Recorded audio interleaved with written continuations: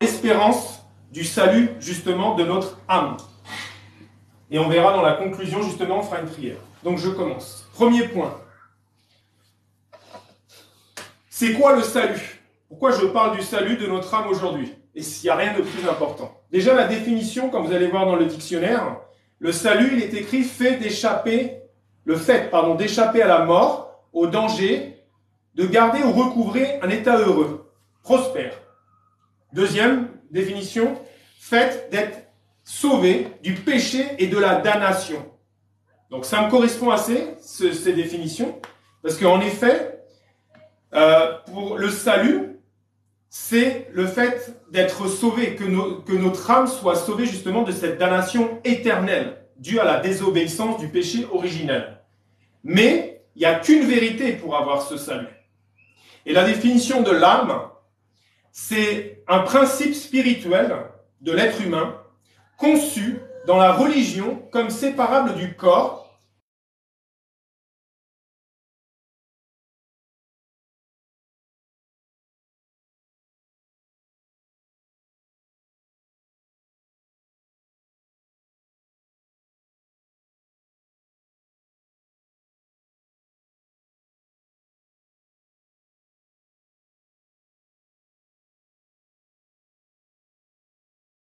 important de se demander où est-ce qu'on va si on meurt aujourd'hui. Est-ce qu'on est sûr qu'on va aller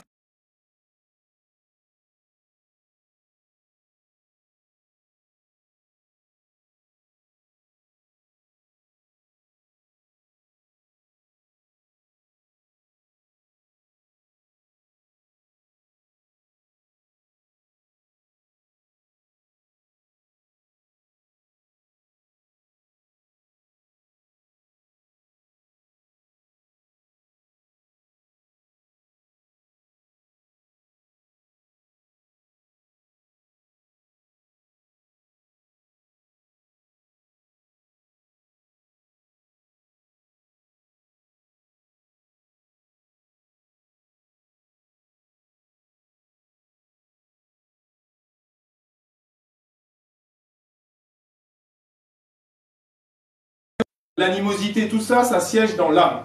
Et c'est important que l'âme soit en bon état, en bonne santé. L'âme, c'est éternel, comme j'ai déjà dit, et il n'y a que deux destinations possibles. Soit on va au ciel, le paradis, la paix éternelle avec le Seigneur, soit on va en enfer, la honte éternelle, et ça ne s'arrête jamais.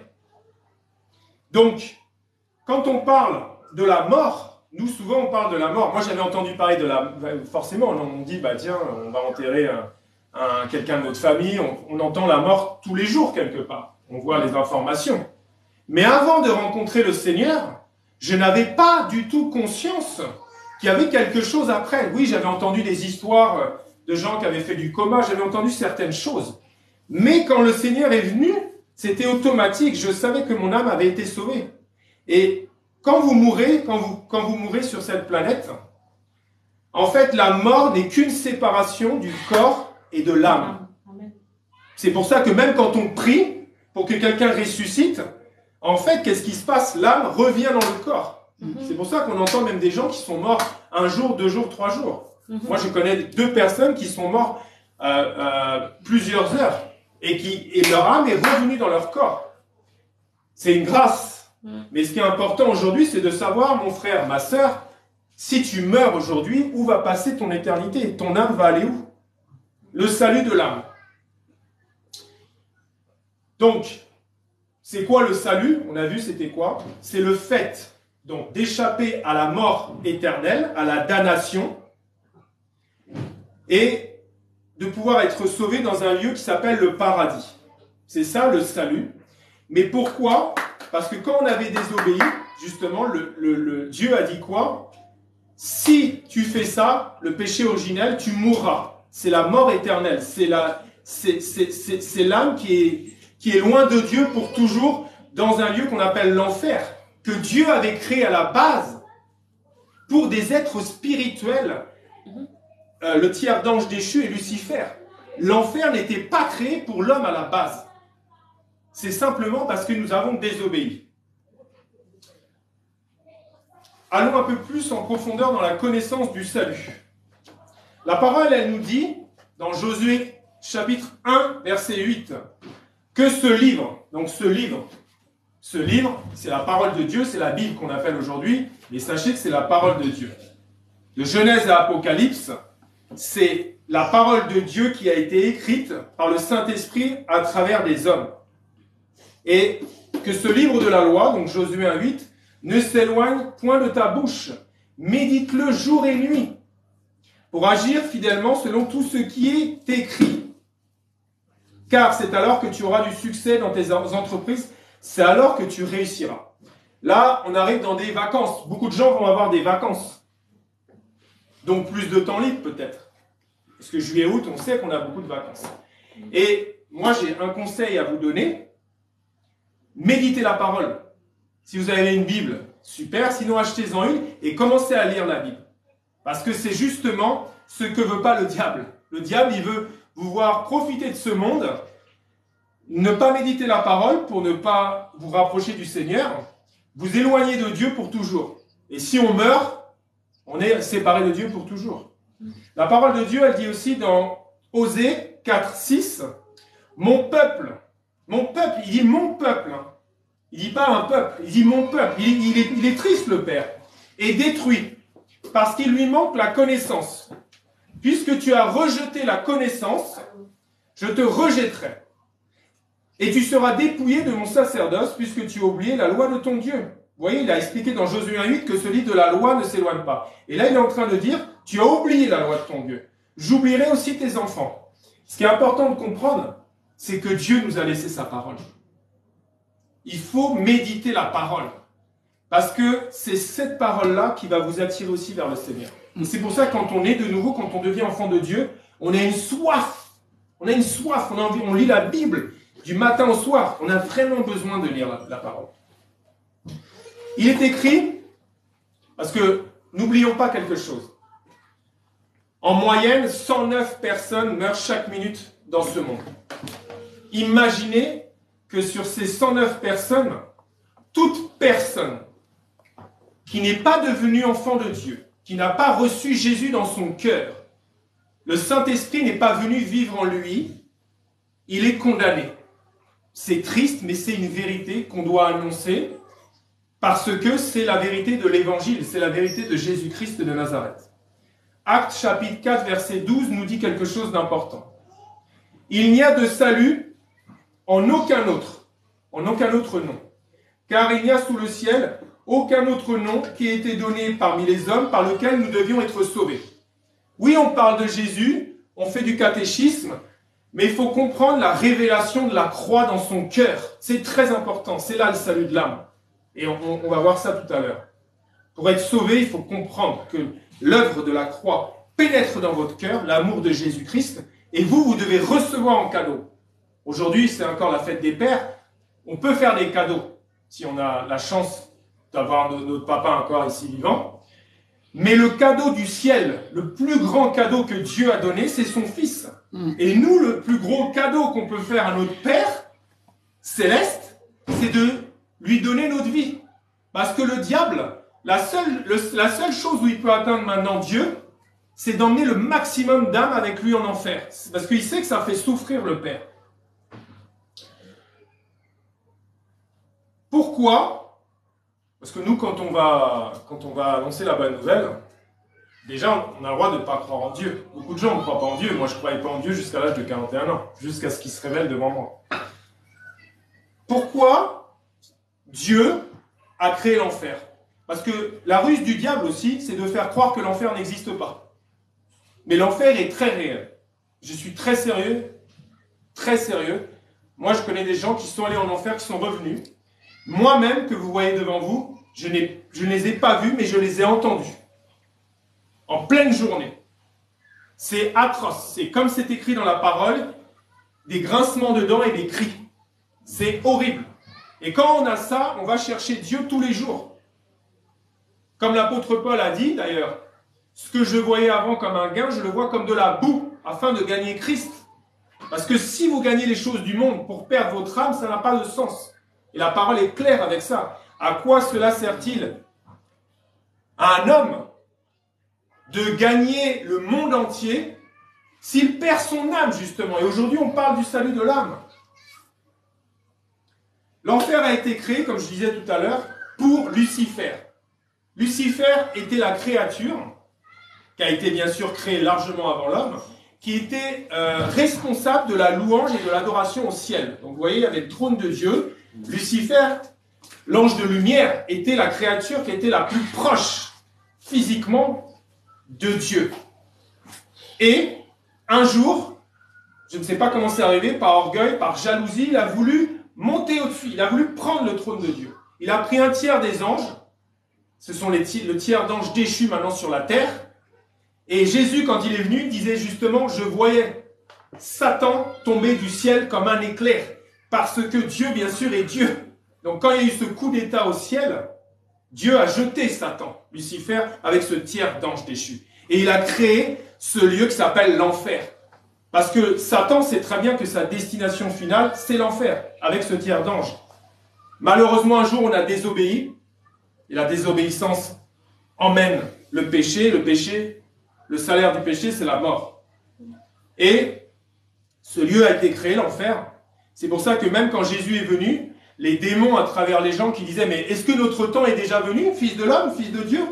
Parce qu'ils connaissent très bien. Ils savent très bien que leur destination, c'est là-bas. Mais nous, aujourd'hui, toutes les personnes, je proclame ça, toutes les personnes qui n'est pas enfant de Dieu, là, pendant que je parle, sera enfant de Dieu à la fin de cette prédication. Oh non, Dieu. Amen, amen. Il faut devenir enfant de Dieu. Parce que moi, après ma conversion, je pleurais pour toutes ces âmes qui partent en enfer chaque minute parce qu'ils sont enfants du diable, consciemment ou inconsciemment. Même s'ils ne font pas de mal, parce qu'ils ne sont pas sauvés par leurs propres œuvres. La seule façon d'être sauvé, on va voir ça tout à l'heure, c'est de reconnaître Jésus-Christ comme notre Seigneur, de le confesser et de le suivre jusqu'au bout, de rien lâcher, de s'accrocher à Jésus. C'est le seul qui peut sauver votre âme. Il n'y a pas d'autre chemin. Ça, c'est un mensonge du diable qui a créé des religions, qui a créé les voies spacieuses dont parle Jésus, qui mènent à la perdition. Il y en a des centaines. Accrochez-vous à Jésus. C'est le chemin étroit. C'est la vie éternelle. Donc, l'endroit de l'enfer est très réel. Et malheureusement, il était fait pour des êtres abominables, des êtres spirituels. Il n'était pas fait à la base pour nous des hommes, des créatures faites à l'image de Dieu. C'est pour ça que quand il y a des gens qui vont en enfer, même qui passent 2 secondes, et qui reviennent, ils parlent de Jésus du matin au soir à tout le monde. Parce que c'est un endroit horrible, terrorisant, et ça ne s'arrête jamais. Donc on va voir un petit peu, quand Dieu a créé donc l'homme, le 6e jour, donc en 1000 ans, on appelle ça le paradis, le jardin d'Éden. Mais Dieu voulait aussi voir notre amour, si notre amour serait toujours plus grand que cette tentation de l'arbre de la connaissance du bien et du mal et cette désobéissance. Et cette désobéissance nous a éloignés de Dieu pour toujours. C'est la vérité. Adam, il faut savoir qu'Adam parlait avec son père comme on se parle entre père et fils ici ou comme entre amis. Il se parlait comme ça. Mais le jour où il y a eu ce péché, cette désobéissance, même les yeux d'Adam se sont ouverts et de Ève, mais sur le mal, la connaissance du bien et du mal. Parce qu'ils étaient nus avant, ils n'en avaient pas honte. Et dès qu'ils ont commencé à manger de ce fruit, il y a eu cette séparation. Ils ont eu honte d'être nus, ils ont commencé à se mettre un truc de figuier, bref, des feuilles de figuier, et ils étaient séparés de Dieu déjà, puisque Dieu les cherchait, il ne les trouvait pas. Adam, tu es où? Et nous, c'est ça qui nous arrive aussi. C'est tant que Dieu, vous ne l'avez pas accepté, vous ne pouvez pas entendre sa voix. On peut aller à l'église le dimanche, on peut vivre des choses, mais on n'entend pas la voix de Jésus tous les jours, on ne sent pas sa présence, parce que nous sommes séparés de lui depuis la chute de l'homme. Et le Père a dit, Dieu Tout-Puissant, il a dit, mais qui t'a appris que tu étais nu? As-tu mangé de l'arbre dont je t'avais défendu? Il a dit, oh, j'avais... Et voilà, et ça c'est la chute. Mais il faut comprendre que on pourrait en parler des heures, parce que tout est écrit dans la parole de Dieu. Dieu avait un plan rédempteur, et on va y arriver, c'est le merveilleux plan de Dieu. Parce que nous ne pouvions pas nous sauver nous-mêmes. C'était impossible. Puisque l'âme est dans le sang, et le sang passe de génération en génération. Ça veut dire que toute l'humanité était souillée. Et toute l'humanité devait être séparée de Dieu pour toujours, à part quelques prophètes, comme Abraham, comme Moïse, comme Élie, qui étaient dans un lieu qu'on appelle le séjour des morts. Et Jésus a d'ailleurs, quand il a les 3 jours où il est mort, il a récupéré les clés de la mort, il a annulé toutes les condamnations, Amen. il a libéré d'ailleurs le séjour des morts. Ça veut dire qu'il n'y a plus de séjour des morts aujourd'hui. Amen. Amen. Donc, quand vous lisez la parole de Dieu, vous voyez que même en peu de temps, il y a plus de 600 prophéties écrites dans la parole qui ont eu lieu là en quelques années. Tout est vrai et tout arrive et tout s'accélère. Le Seigneur a dit qu'il allait mourir, qu'il allait ressusciter au 3e jour, qu'il se montrerait, il s'est montré 40 jours. Il est parti en disant...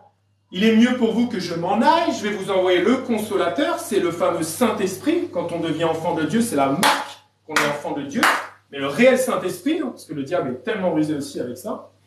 Et il a dit qu'il allait revenir. Et moi, je vous affirme, en tant que le serviteur, avec beaucoup d'humilité, du Dieu d'Abraham, d'Isaac et de Jacob, comme on aime dire, que Jésus revient très bientôt. Jésus revient, c'est pas des blagues. Il a dit qu'il allait revenir comme un voleur. Il y a beaucoup de gens qui parlent du retour de Jésus en ce moment. Sachez que Jésus va revenir comme au temps de Noé. Pour que Dieu déverse le déluge, il fallait que l'arche soit fermée. Pour que Dieu lance le feu sur Sodome et Gomorrhe, il fallait que l'arche soit éjectée. Amen, amen, amen. Et pour que Dieu dise, pour que Dieu déverse sa colère dans l'Apocalypse, il faut que l'épouse de Christ soit enlevée au ciel. Amen. Et c'est pour bientôt. C'est pour très bientôt. Donc, n'oubliez pas quelque chose. Le diable n'aime pas ce genre de message. Le diable n'aime pas la vérité. Parce que le diable, il se frotte les mains quand il voit des centaines de millions de personnes qui sont dans les voies spacieuses de la perdition, à profiter du monde, à être dans la religion, à être dans des dogmes, à être dans des sectes, à être dans des fausses croyances, parce que lui, il est là, il se frotte les mains, il se dit, j'en emmène plein avec moi. Parce que lui, de toute façon, il sait où il va, et il connaît sa destination finale. Quand on retourne dans la Genèse, par rapport à ce péché, vous voyez, c'est Genèse, chapitre 2, versets 16 et 17. L'Éternel Dieu donna cet ordre, c'est un ordre à l'homme.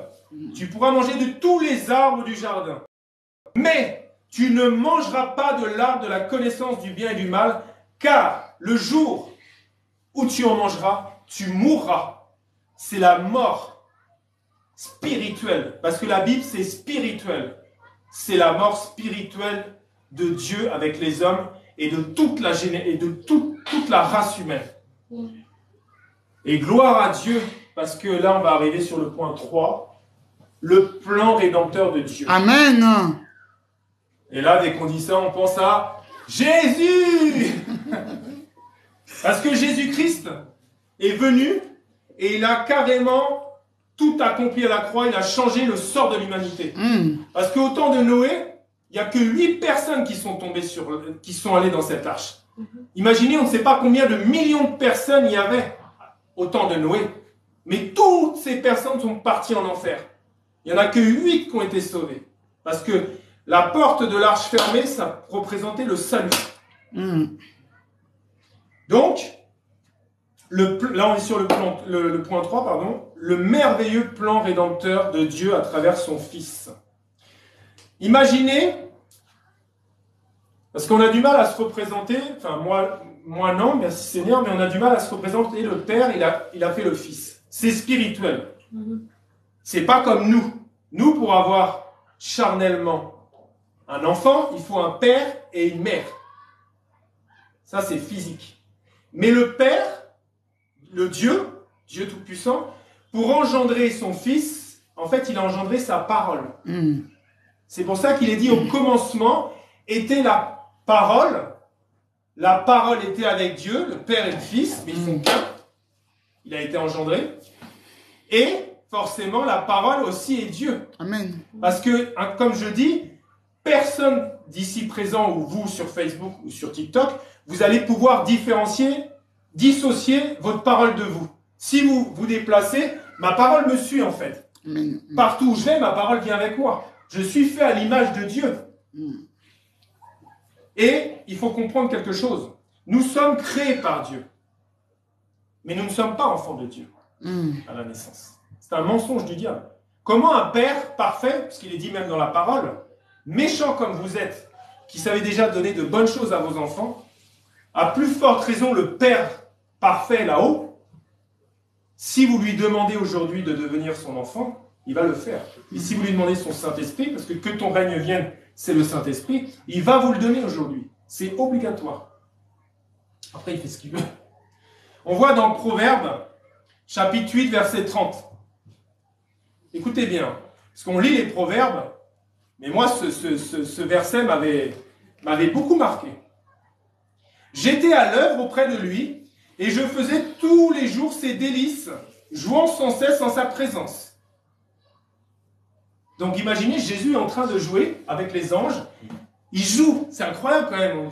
Vous imaginez Jésus, la parole de Dieu, il jouait avec Jésus, il faisait la joie de son Père. Après, on voit que dans la Genèse, on dit Dieu 3 fois saint. Si vous relisez la Genèse, vous verrez que il est toujours écrit, il y eut un soir et il y eut un matin. C'est pas il y a un matin, il y a un soir. C'est pour ça qu'il faut prier la nuit. Parce que la nuit, il se passe beaucoup de choses. Les sorciers prient la nuit. Nous, les chrétiens, on doit se lever aussi la nuit. Amen. Il y a un soir, il y a un matin, ce fut le premier jour. Dieu dit que la lumière soit et la lumière fut. C'est les 5 premiers jours. Mais le 6e jour, je vais lire le verset, Genèse chapitre 1, verset 26, puis Dieu dit, faisons. Il n'a pas dit Dieu dit, faisons. Ça veut dire ils sont déjà Père, Fils, Saint-Esprit pour faire cette créature qui est extraordinaire. Parce que tu es une créature merveilleuse. Tu es la prunelle des yeux de Dieu. Tu as de l'importance, mon frère, ma soeur, pour Dieu. T'es sa plus belle création. Dieu, quand il a été trahi par cette désobéissance, mais il a été triste dans son cœur. Il s'est senti blessé de voir Satan qui s'amusait comme ça avec ses enfants, qui s'étaient séparés de lui. Faisons l'homme à notre image, selon notre semblance. C'est pour ça qu'on a la parole, on a l'esprit, et en fait on est en 3 aussi, puisque nous sommes corps, âme, esprit. Dieu nous a fait à son image, et qu'il domine sur les poissons de la mer, sur les oiseaux du ciel, sur le bétail, sur toute la terre, et sur tous les reptiles qui rampent sur la terre. Rien n'a été fait sans la parole. Ça, c'est une révélation qui est importante. Le Père, donc Dieu, c'est un mystère, mais il n'y avait rien avant lui, c'est l'infini. Il faut comprendre que il a engendré sa parole, et vu qu'il a dit Dieu dit, et c'est par sa parole qu'il a tout fait. C'est pour ça qu'il est dit que rien de ce qui a été fait n'a été fait sans lui, sans Jésus-Christ. Il est la parole de Dieu. Tout ce que vous voyez autour de vous, que ce soit tout l'univers, les étoiles, l'infini, ça a été fait par Jésus-Christ, par la parole de Dieu. Parce qu'à la base, il ne s'appelle pas Jésus au ciel. Quand il est venu sur la terre par l'ange messager, Gabriel, il a dit, tu auras un fils que tu appelleras, donc dans l'évangile de Matthieu, c'est Emmanuel, Dieu est parmi nous, et dans les autres évangiles, c'est Jésus. Jésus veut dire Dieu délivre, Dieu sauve. Et quand on me demande qui est Jésus, je dis c'est le Christ du Seigneur. C'est le Messie de Dieu. C'est le plan rédempteur de Dieu. Parce que si Dieu n'était pas descendu à condition d'homme pour faire couler son sang, pour être pendu au bois et crucifier sa parole, c'était les 3 conditions, notre destination c'était l'enfer. Et oui, gloire à Jésus-Christ. Il nous a donné sa vie. Il a remplacé, en fait, c'est lui qui a pris ta place, mon frère, ma soeur, sur cette croix. Nous étions tous des enfants de colère. des enfants du diable. Mais par le sacrifice de la croix, il a dit tout est accompli. Toi, tu as juste un truc à faire aujourd'hui. Accepter Jésus pour avoir le salut de ton âme. Et il n'est pas dans la religion, il est dans la relation d'amour. Il est écrit, on le sait, il est l'alpha et il est l'oméga de toutes choses. Donc Jésus-Christ, c'est l'infini de tout en fait. Et étant donné que Dieu ne peut pas mentir à sa parole encore, puisqu'il n'est pas un homme pour mentir, il faut comprendre que quand Dieu dit quelque chose, il ne peut pas revenir jamais en arrière. Amen. C'est pour ça que quand il avait dit, si tu manges de ce fruit, tu mourras. C'était scellé en fait. C'était scellé. Et je vais vous faire une révélation importante. Quand Dieu dit au serpent ancien, Lucifer, qui a tenté Ève, il y aura une postérité de ta femme, d'une femme, pardon, elle t'écrasera la tête. Et toi, tu lui mordras le talon. Il faut comprendre que c'est la révélation de la croix. Satan avait compris qu'il y avait la postérité d'une femme parce que Dieu devait venir à condition d'homme. La nature, corps, âme, esprit, il n'avait pas de corps à la base. Pour crucifier sa parole. Et c'est pour ça que Satan, si vous relisez la Genèse, a fait coucher les femmes de l'époque avec les fils de Dieu. Les fils de Dieu dont parle la Genèse, c'est les anges déchus. Et ça a fait des géants, les héros de l'Antiquité. Mais heureusement, Dieu a trouvé une famille intègre à cette époque, la famille de Noé. Parce que si Noé n'avait pas été là, franchement, je me suis toujours posé la question, peut-être que, déjà on ne serait pas arrivé là, mais peut-être que toute l'humanité serait partie en enfer. Donc le plan parfait de Dieu, c'est d'avoir donné son Fils unique. Et la croix, c'est la parole de Dieu, faite chair, crucifiée, pendue au bois, enfant de colère que nous étions. Il a dit, Père, je vais prendre leur place parce que moi je suis saint. Maudit soit celui qui soit pendu au bois. Il a pris ta place. Il a pris ta place qui t'était réservée. Et il est écrit, il n'y a pas de pardon de péché sans effusion de sang. Le sacrifice ultime a eu lieu. On n'a plus besoin d'égorger de moutons, d'agneaux, rien. Puisque Jésus est Dieu lui-même, il a fait couler son sang. Et faites des recherches d'ailleurs sur le sang de Jésus. Si vous pouvez aller sur YouTube et vous faites stupéfiante découverte du sang de Jésus et vous verrez que ce sang a été retrouvé et que les gens qui ont analysé ce sang en Israël, quand ils ont vu les résultats, ils ont tous donné leur vie au Seigneur parce que ce sang est tellement unique qu'il est humain, il est vivant et il n'a que 24 chromosomes. Amen, alors que nous tous ici présents et vous tous qui m'écoutez, vous avez tous 46 chromosomes. Même si vous avez un problème, si vous êtes trisomique, je ne sais quoi, c'est un problème sur un chromosome. Mais tous les êtres humains ont 46 chromosomes. 22 autosomes du père physique, 22 autosomes de la mère physique, et le chromosome sexuel X et le chromosome sexuel du père XY ou XX. Voilà. Jésus n'a que 24 chromosomes parce qu'il a 22 autosomes d'une femme qui s'appelait Marie pour qu'il puisse avoir un corps, le chromosome sexuel de Marie et un chromosome qui vient directement du Père, le Saint-Esprit. Et quand les gens, je vous assure, regardez ce témoignage, quand les gens ont dit mais c'est quoi ce sang? Surtout que c'était des juifs, hein, ils ne reconnaissent, pour beaucoup ils ne reconnaissent pas l'œuvre de la croix, ils ne reconnaissent pas que le Messie est déjà venu il y a 2000 ans. Quand tout ce laboratoire, le directeur a analysé ce sang, l'homme qui a fait faire analyser ce sang, c'est un archéologue, il pleurait. Hein. Il a dit, ça donne envie de pleurer, il a dit, c'est le sang de votre Messie. Et tout le monde a pleuré et tout le monde a donné sa vie à Jésus. Parce que c'est une preuve. C'est une preuve que Jésus est venu à condition d'homme, par amour pour nous. Donc c'est le plan parfait. Je continue parce que sinon je vais dépasser aujourd'hui. Donc, 4e point. Suis-je aujourd'hui un enfant de Dieu? C'est la question la plus importante qu'il faut se poser. Hein. Parce que tu peux être un mec sympa, une nana sympa, tu profites du monde, tu t'occupes des orphelins et tout. Mais si tu n'es pas enfant de Dieu aujourd'hui et que tu meurs, tu seras séparé de Dieu pour toujours.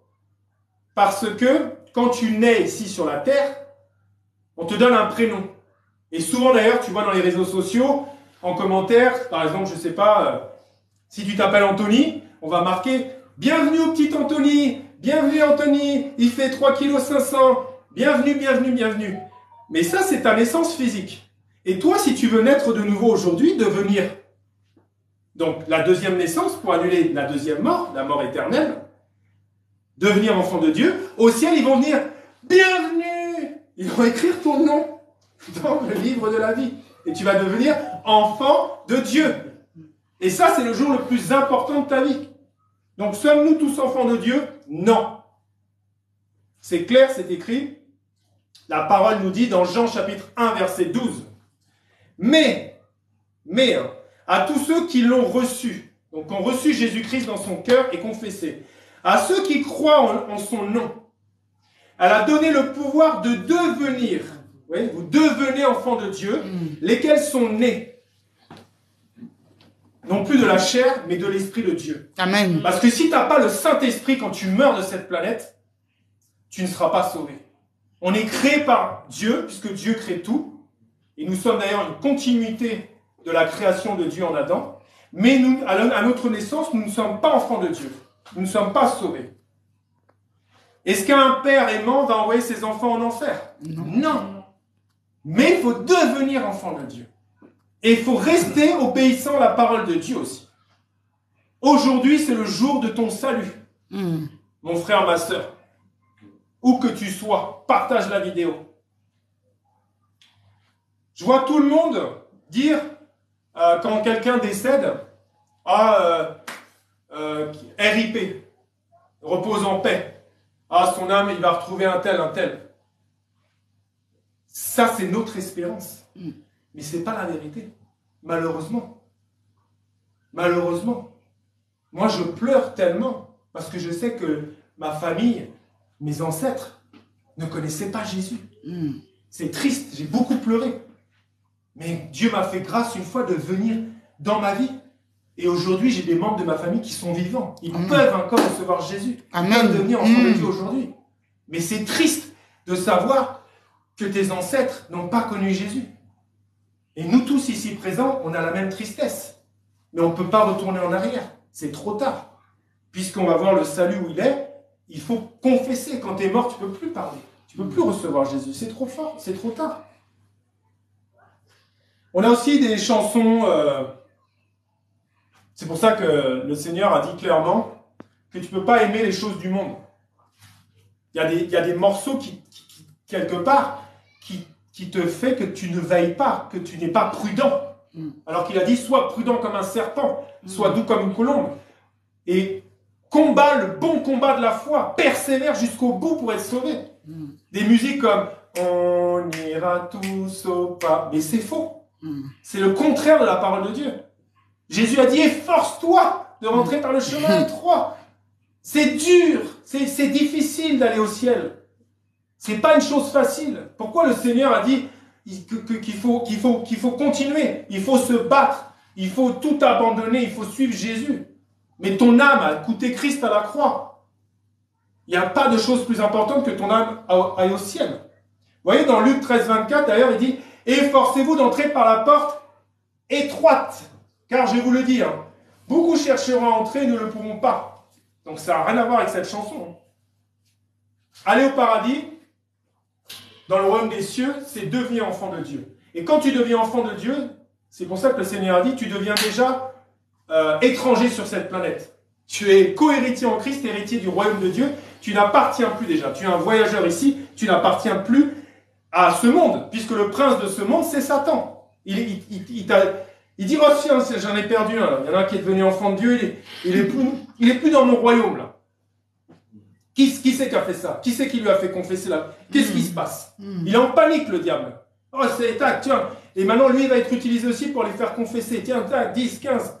Donc, c'est important. Nous, on doit se lever en tant qu'enfants de Dieu qui connaissons la vérité. On doit se lever plus que jamais parce que le Seigneur revient bientôt. Le Seigneur va nous aussi nous demander des comptes, puisque c'est clair, ça, on va voir aussi si le salut est éternel. On doit œuvrer pour lui parce qu'on connaît la vérité. Aller au paradis, donc, c'est devenir un enfant de Dieu, être disciple de Christ. J'insiste beaucoup. Hein.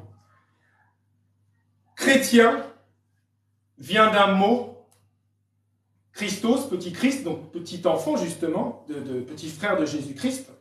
Donc, forcément, si Jésus est le Fils de Dieu, si toi, quand tu vis la nouvelle naissance, tu deviens enfant de Dieu, ben forcément, tu as un grand frère qui s'appelle Jésus. C'est logique.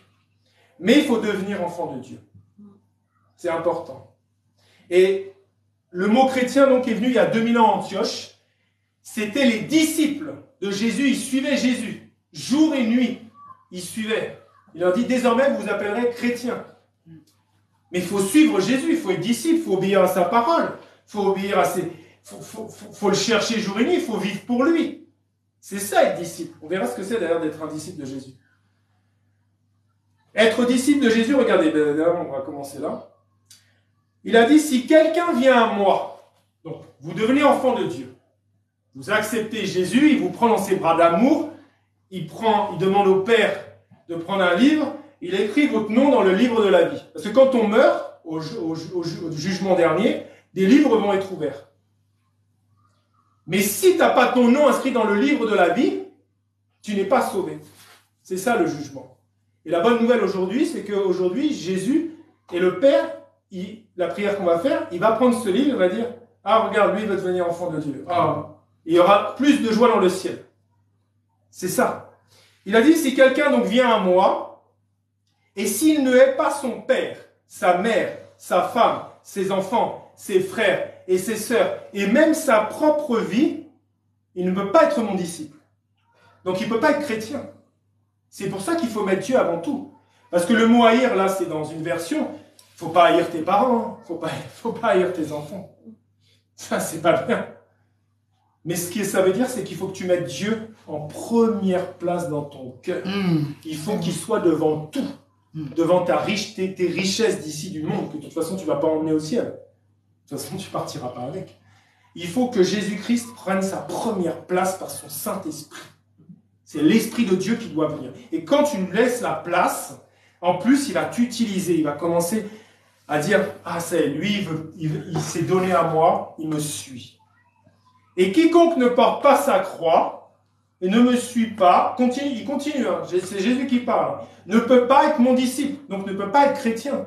Ça veut dire que tu dois accepter, quand tu suis Jésus-Christ, quand tu deviens enfant de Dieu, tu dois accepter cette vérité qu'il a donnée par sa propre parole, que tu seras persécuté, que tu seras haï, et l'évangile qu'on doit annoncer, c'est pas un évangile, reçois Jésus, tout va être super.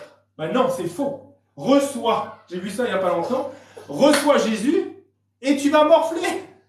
Tu vas commencer à avoir des combats dans ta vie. Les gens ne vont pas te comprendre, puisque tu ne seras plus dans le même esprit. Tu n'appartiens plus au monde. Tu étais dans le monde avec tes amis et tout, et d'un coup, paf, le Seigneur vient, tu reçois Jésus, tu deviens enfant de Dieu, tu n'appartiens plus au monde. Les gens ne te comprennent plus.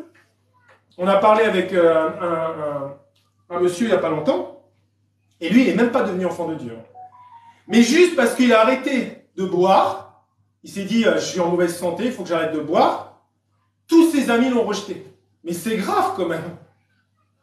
Il a dit, bah, mes potes, vu qu'on se voyait que pour se retrouver au bar et boire, bah, du coup, moi, je veux plus boire, ça m'intéresse plus d'être entraîné là-dedans. Donc imaginez quand vous devenez enfant de Dieu, bah, forcément, le monde ne vous reconnaît plus. Et Jésus n'est pas une religion, j'insiste bien. Jésus, c'est une relation. La ruse du diable, comme j'ai dit, c'est d'avoir créé justement diverses religions. Comment il peut y avoir plusieurs vérités? C'est bizarre. Il n'y a qu'une vérité pour être sauvé. Il n'y a qu'un chemin. Donc, on continue. Comment être sauvé? Ça, c'est important. Donc, suis-je un enfant de Dieu? Comment devenir enfant de Dieu? La parole de Dieu dans l'évangile de Jean, donc Jean, le frère de Jacques, les enfants de Zébédée, qui travaillent d'ailleurs en étroite collaboration avec Simon qui est devenu Pierre et son frère André. Ils pêchaient des poissons et maintenant ils sont devenus pêcheurs d'hommes, gagneurs d'âmes. C'est ça être disciple de Jésus, si c'est d'aller gagner des âmes pour notre roi des rois, pour le Père qui est là-haut, parce que c'est notre travail. Il a dit, allez annoncer la bonne nouvelle. Attention téléphone. Faites de toutes les nations mes disciples. Il dit ça à ses enfants. Il dit ça à ses disciples. Il dit ça aux chrétiens. Regardez comment le diable est rusé. La religion. Ah ben la foi, c'est personnel. Tu gardes ça chez toi, tu dis pas. C'est le contraire de ce que nous dit Jésus. Allez annoncer la bonne nouvelle. Parle de moi, parle de ce que j'ai fait pour toi. Témoigne. C'est important. C'est ton travail en tant qu'enfant de Dieu. Cherche les choses du royaume des cieux avant toute chose. Et lui va s'occuper de ce dont tu as besoin. Donc, Jean chapitre 3. Je vais juste te lire 2 versets que tout le monde connaît. Verset 3 et verset 16. Jésus lui répondit, en vérité, je te le dis, si un homme ne naît de nouveau, la nouvelle naissance, devenir enfant de Dieu, il ne peut voir le royaume de Dieu. Ça veut dire que si tu ne peux pas voir le royaume de Dieu, tu n'iras pas au paradis. Et verset 16, car Dieu a tant aimé le monde qu'il a donné son Fils unique, afin que quiconque croit en lui ne périsse point, mais qu'il ait la vie éternelle. Alors j'insiste sur le verbe croire ici, c'est très important. Beaucoup de gens croient en Dieu. Là il a dit, afin que quiconque croit en lui, déjà il faut croire en Jésus-Christ, il faut croire en l'œuvre rédemptrice de l'œuvre de la croix à Golgotha, et il faut le suivre. Parce que les démons croient en Jésus, tu crois que les démons vont aller au ciel? Non. Tu peux croire en Jésus, tu peux aller à l'église, mais si tu n'es pas devenu enfant de Dieu, si tu n'as pas accepté Jésus dans ton cœur, tu n'es pas devenu enfant de Dieu. Tu fous la marque du Saint-Esprit.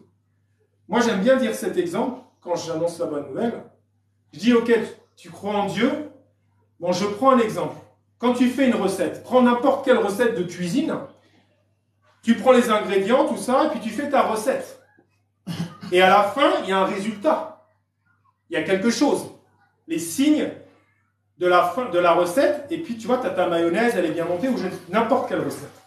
Eh bien, c'est pareil quand tu es enfant de Dieu, et quand tu as le Saint-Esprit, il y a quelque chose qui se passe. Et c'est marqué.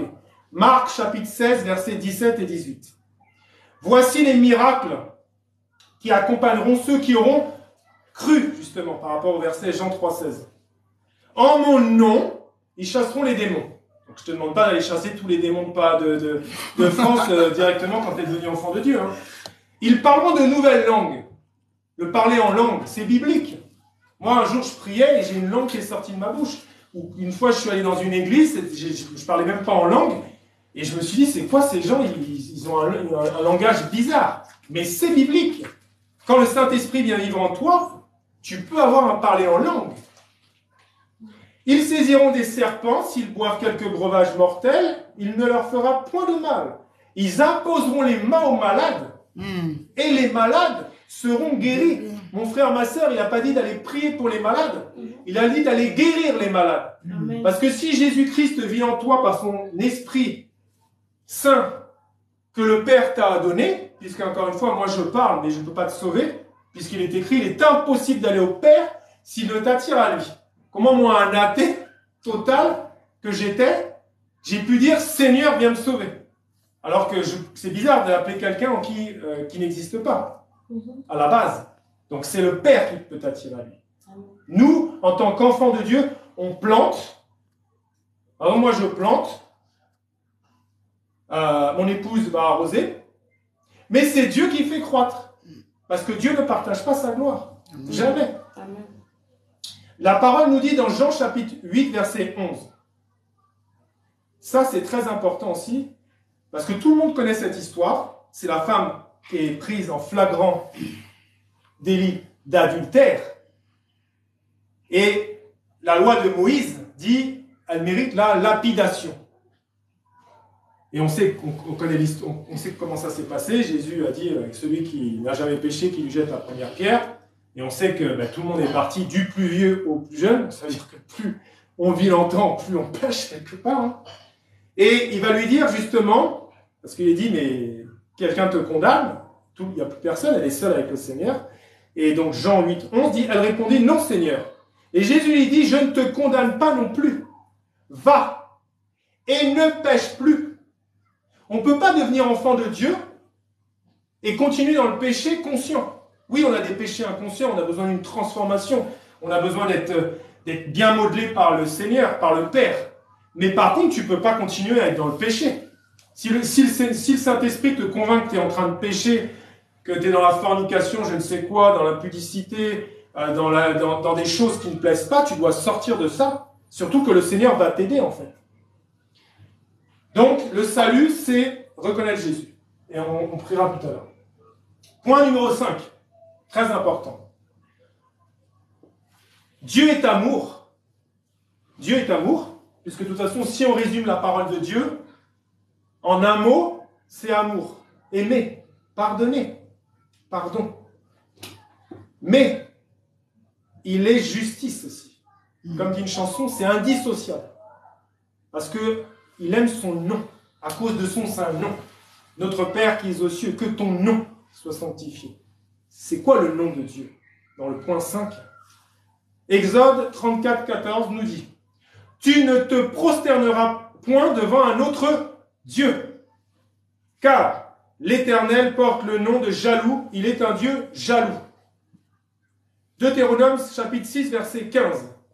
Car l'Éternel ton Dieu est un Dieu jaloux au milieu de toi.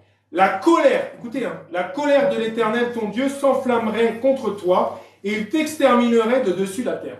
Moi, je suis un exemple vivant que vous avez devant vous. Quand le Seigneur est venu, la paix totale, des délivrances, des guérisons à travers mon nom, tout ça. Mais, par manque de sagesse, d'intelligence, j'ai mis ma confiance, j'ai fait passer des choses avant Dieu. Et j'ai bien compris qu'il est amour, mais qu'il est très jaloux aussi. Parce qu'il veut sa première place. Amen. Ça, c'est clair. Et Dieu est le même. Le Dieu, là, dans l'Ancien Testament, c'est le même aujourd'hui, et c'est le même pour toujours. La parole nous dit dans Jacques chapitre 1, verset 17, « Toute grâce excellente et tout don parfait descendent d'en haut, du Père des Lumières, chez lequel il n'y a ni changement, ni ombre de variation. » Mon frère, ma sœur, comme une prédication que j'ai vue, Mets ta foi en Dieu seul, de nos collaborateurs EMC TV, Dieu ne partage pas sa gloire. Ah, Dieu veut 100% de toi. Amen. Et le diable, quand tu te tournes vers d'autres dieux, des minuscules, le diable, il est très content. Et le diable fait des miracles à travers des fausses croyances, à travers des choses, pour que tu te tournes justement vers d'autres noms. Aujourd'hui, je ne vais pas parler, parce que ce n'est pas l'ordre du jour, je ne vais pas parler de Marie, qui est la mère de Jésus, mais le diable a utilisé ce nom pour que beaucoup de gens se tournent. Mais Jésus n'a jamais demandé ça. Jésus a dit clairement, personne, nul, ne vient à Dieu, que ce soit dans la prière ou le salut de ton âme, que par moi, que par Jésus-Christ. Il n'y a qu'un seul Dieu et un seul médiateur, 1 Timothée chapitre 2, verset 5, un seul médiateur entre les hommes et Dieu, c'est Jésus-Christ. Et Dieu est jaloux. Dieu n'aime pas. Mais c'est facile de critiquer ça. Mais on peut avoir des dieux aussi dans nos cœurs. Tiens. Donc, il faut vraiment mettre Jésus avant toute chose dans nos cœurs. La parole, elle nous dit clairement que donc Dieu est un Dieu jaloux. Il n'aime pas que tu fasses passer autre chose dans ton cœur que lui en première place. Et surtout, si aujourd'hui, quand on va faire la prière, parce que Dieu est miséricordieux, tu te prosternais devant je ne sais quoi, devant un nom, quel qu'il soit, tu avais des statues chez toi ou je ne sais quoi, des images. Dans la prière, quand on va demander pardon au Seigneur, parce qu'on manquait de connaissances, Osée 4.6, parce que le diable ne voulait pas que tu entendes la vérité aujourd'hui. Le diable ne veut pas que tu lises ta parole, ne veut pas que tu lises la Bible. C'est ça. Un enfant de Dieu qui ne lit pas la Bible est un enfant en danger de mort, parce qu'il est en danger de revenir en arrière. Donc il faut persévérer jusqu'au bout, parce que pourquoi le Seigneur a dit il y a beaucoup d'appelés et peu d'élus? Ça veut dire qu'il t'a déjà appelé. il a déjà touché ton cœur, il t'a déjà attiré à lui. Il t'a appelé. Mais il y a peu d'élus.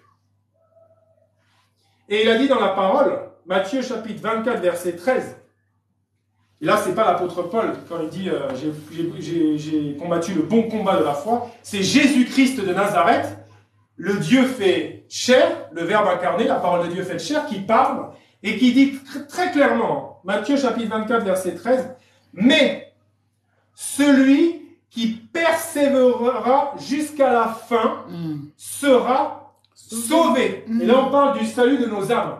Ça veut dire que toutes les doctrines où tu es sûr que quand tu as reçu Jésus, tu es sauvé quoi que tu fasses, même si tu retournes dans le monde et tout, c'est une fausse doctrine. Je ne suis pas d'accord avec cette doctrine. Parce que ça contredit la parole. Bien sûr, tu ne perds pas ton salut comme tu vas perdre tes clés de voiture. Ça prend du temps. Parce que le diable va travailler jour après jour. Il va amener des mauvaises personnes dans ton entourage. Il va commencer à essayer de te ramener en arrière. Tu crois que si l'ennemi de ton âme, de nos âmes, t'étais sauvé, il ne peut plus rien faire contre toi, il va prendre toute cette énergie pour te ramener en arrière? Non. C'est pas facile, mais encore une fois, si le diable t'attaque, moi c'est ça que je dis à tout le monde. Un enfant de Dieu, qui se dit enfant de Dieu, qui se dit chrétien, qui se dit disciple de Jésus, qui n'a aucune attaque de l'ennemi, il y a un gros souci, quoi. Parce que c'est comme, tu vois, sur un ring de boxe ou de je ne sais quoi, de catch, il y a deux adversaires. Et ben, dans le monde spirituel, il y a aussi deux adversaires. Tu as le monde, et tu as le royaume des ténèbres, et tu as le royaume des cieux. Soit tu es enfant du diable, soit tu es enfant de Dieu. Quand tu deviens enfant de Dieu à la nouvelle naissance, le monde, le prince de ce monde, va venir chercher des problèmes. C'est pour ça que nous sommes en guerre spirituelle. C'est pour ça que nous devons nous revêtir de l'armure du chrétien dont parle l'apôtre Paul. Nous sommes en guerre ici, puisque nous n'appartenons plus donc à ce monde et au prince de ce monde. Celui qui aime les plaisirs du monde est ennemi de Dieu. Je n'ai pas dit que tu n'as pas le droit de profiter des choses du monde, mais tu ne dois pas mettre les choses du monde dans ton cœur. Tout à l'heure, je disais que le diable avait créé les religions. Oui, il a créé les religions, et d'ailleurs on voit bien que ça fait que des guerres. Comment un Dieu d'amour a pu créer différentes choses pour qu'il y ait des guerres. C'est pas logique. Et d'ailleurs, le verset qui parle de la religion se trouve dans Jacques chapitre 1, 7. La religion pure et sans tache est d'aller visiter les veuves, les orphelins, et ne pas se laisser souiller par les choses du monde. Donc c'est ça la religion pour le Seigneur, pour Dieu. C'est d'aller visiter les gens, soit le bon samaritain, d'aller visiter les gens qui ont des problèmes. Pas dire, ah ben, là, moi, je fais juste une parenthèse, j'ai créé une association pour les orphelins d'un pays en Afrique, le Congo, c'est tellement compliqué là-bas. Mais quand j'étais dans mon ancienne vie, pour boire des verres d'alcool, là, on était prêt à dépenser des milliers d'euros. Par contre, pour aller donner un peu d'argent pour des orphelins, pour faire construire un orphelinat, c'est beaucoup plus compliqué. On voit bien qui dirige ce monde. Et je ne critique pas, hein, mais je trouve ça triste. La Bible nous dit, et là je vais parler de quelque chose d'important, je vais vous parler d'un témoignage, ça ne va pas faire plaisir à certains, mais c'est comme ça. Moi, après ma conversion, je ne connaissais rien, hein. Donc c'était le Saint-Esprit qui me guidait. J'avais voulu aller dans un endroit en France, où il y a des miracles, où beaucoup de gens se rendent en pèlerinage. Et, avant de continuer, je vais vous lire ce que le Seigneur vous connaissez, Jean chapitre 2, versets 15 à 17. Ayant fait un fouet avec des cordes, il les chassa tous du temple, ainsi que les brebis et les bœufs. Il dispersa la monnaie des changeurs et renversa les tables. Et il dit aux vendeurs de pigeons, « ôtez cela d'ici, ne faites pas de la maison de mon père une maison de trafic. » Ses disciples se souvinrent qu'il est écrit, « Le zèle de ta maison me dévore. » Voilà. Et il y a des endroits où on vend des choses. On peut vendre des médailles miraculeuses. On peut vendre de l'eau bénite, on peut vendre de je ne sais quoi. Mais c'est pas normal. Puisque Dieu a dit, je t'ai donné gratuitement. Donne gratuitement. Va prier pour les malades. Fais ça. C'est du business quand même. Non, c'est pas normal. Maintenant, je vois carrément des pasteurs qui vont signer sur la Bible et qui vont vendre la Bible 100 €. Mais tu peux pas faire ça, mon frère, ma soeur. Dieu, c'est l'amour. C'est pas l'argent. Tu peux pas servir Dieu et l'argent. Oui, on a besoin d'argent, bien sûr, pour faire avancer les ministères, pour s'occuper des pauvres, bien sûr. Mais tu ne peux pas te servir du nom de Jésus, tu ne peux pas te servir de la parole de Dieu pour faire du business. Ça, c'est pas normal. Et Dieu m'a clairement montré que le diable se déguise en ange de lumière et qui fait des miracles pour séduire les gens, pour que les gens se trompent. Et aujourd'hui, c'était juste une petite parenthèse. On avance. Amen. Alors, aujourd'hui, on va prier le Seigneur de se révéler à nous, de tout notre cœur, de tout notre âme. Là, on va sur le point 6, et après, on va conclure avec la prière. Amen. Beaucoup de gens me disent, ouais, moi, j'ai jamais fait de mal et tout. Malheureusement, Éphésiens 2,9 nous dit, ce n'est point par les œuvres, afin que personne ne se glorifie. Vous pourrez lire aussi l'histoire de Corneille, Actes chapitre 10. Actes chapitre 10. Quelqu'un qui faisait du bien, craignait l'Éternel, mais il n'était pas sauvé. Mais, gloire à Dieu, il a été sauvé. Toute sa famille. Après, les gens me disent, en me disant, bah, c'est pas grave, j'aurai une autre vie, puis je serai mieux. La réincarnation n'existe pas, mon frère, ma soeur. Il est écrit, il est comme il est réservé aux hommes de mourir une seule fois, après quoi vient le jugement. Et le jugement, c'est juste, est-ce que tu m'as accepté quand tu étais vivant? Est-ce que ton nom est inscrit dans le livre de la vie? La réincarnation n'existe pas. Amen. Donc, seul le Saint-Esprit peut te convaincre. Moi, j'ai parlé. La parole de Dieu, c'est la parole de Dieu qui peut te convaincre à l'intérieur de Dieu, de toi. J'ai fait l'erreur de parler des centaines d'heures, des fois aux mêmes personnes, ce qui ne sert pas à grand-chose, puisque moi, je ne fais que planter. Dieu se glorifie en allant sauver les gens. Et beaucoup de gens sont complètement aveuglés, égarés, perdus, parce que le prince de ce monde les a emmenés dans des sectes, dans des religions et je ne sais quoi. Mais le seul chemin, c'est Jésus. Pourquoi? Parce que Jean 14,6, tout le monde connaît ce verset, et Jésus lui dit, je suis le chemin, je suis la vérité et la vie. Et nulle personne ne vient au Père que par moi. C'est le chemin du salut, aujourd'hui pour toi. Donc on va bientôt prier. Je t'explique juste qu'il est écrit dans Romains chapitre 10, versets 9 et 10. C'est ça le salut de ton âme, mon frère, ma soeur.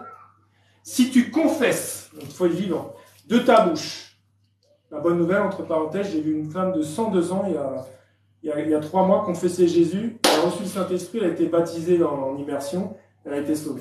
Donc aujourd'hui, ça peut être ton tour. Amen. Si tu confesses de ta bouche le Seigneur Jésus, et si tu crois dans ton cœur que Dieu l'a ressuscité des morts, tu seras sauvé. Le salut de ton âme aujourd'hui. Car c'est en croyant du cœur qu'on parvient à la justice, et c'est en confessant de la bouche qu'on parvient au salut selon ce que dit l'Écriture à laquelle on doit obéir. J'avais écrit plusieurs choses, mais je vais accélérer.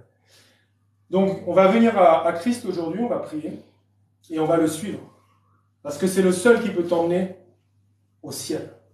N'oublie jamais que Saul de Tarse, l'apôtre Paul, il est devenu, a appelé Jésus 4 fois son sauveur, mais 70 fois son Seigneur. Parce que quand tu aimes quelqu'un qui a tout donné pour toi, il a donné sa vie sur cette croix pour toi, pour que toi, tu puisses être sauvé, tu le suis, et tu suis sa parole. En fait, j'ai envie de pleurer quand je pense à l'œuvre de la croix. Pardonnez-moi. C'est tellement grand ce que Dieu a fait sur cette croix. Et n'ajoutez rien à la parole et n'y ôtez rien non plus. C'est écrit dans la parole.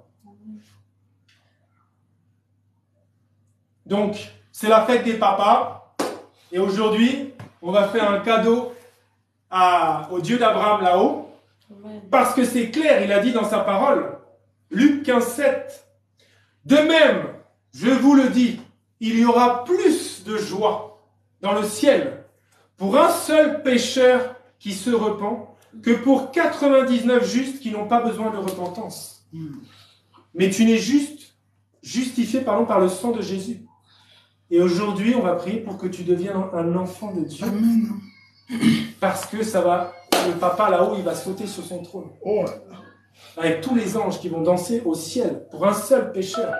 Parce que tu étais certainement sur des voies qui mènent à la perdition inconsciemment. Parce que tu ne connaissais pas la vérité. Moi, je vous aime beaucoup, hein, frères et sœurs. Mais Jésus vous aime tellement qu'il a donné sa vie pour vous d'une manière parfaite. Donc, on va prier. Merci Seigneur. Déjà, je te rends grâce, Père, pour ce moment. Je prie, Seigneur, que tu as dit, Père éternel, que nous plantions, que nous arrosions, mais c'est toi qui fais croître, Seigneur. Et moi, je prie, Seigneur, qu'à travers cette prière que nous allons faire ensemble, que tu ailles toucher les gens là où ils sont, Seigneur, que tu ailles sauver les âmes, Seigneur.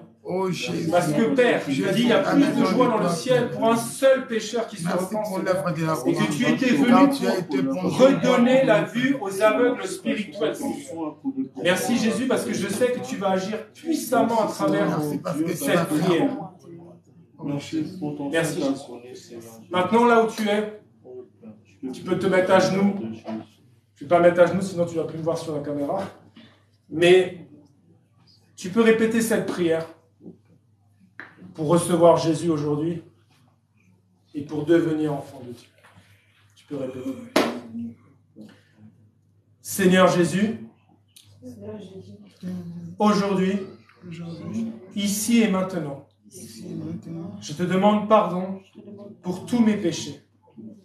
Je te remercie infiniment pour ton sacrifice à la croix. Je t'ouvre les portes de mon cœur et je te reçois comme mon Seigneur et mon Sauveur personnel. Merci d'inscrire mon nom dans le livre de la vie et de me donner la vie éternelle. Fais de moi une personne agréable qui te suive jusqu'au bout. Seigneur Jésus, aujourd'hui, je confesse que je suis devenu un enfant de Dieu. Et viens, remplis-moi de ton Saint-Esprit, de la couronne de ma tête à la plante de mes pieds. Viens, je veux que tu me visites, Seigneur. Je veux que tu me visites, Seigneur. Amen. Amen.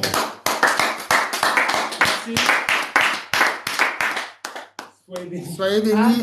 Bye bye.